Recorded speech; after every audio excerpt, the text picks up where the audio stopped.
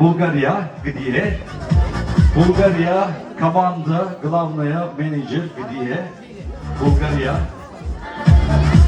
Bulgaria, команда, отлично, отлично. Good evening, how are you?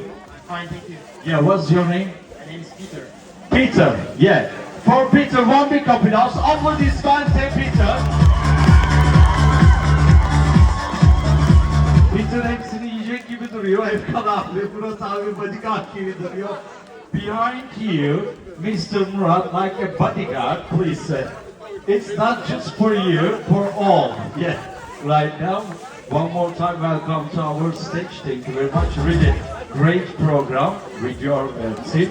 And now, I want to present you, ladies and gentlemen, Georgia team leader. Georgia team leader. Hey, here we go.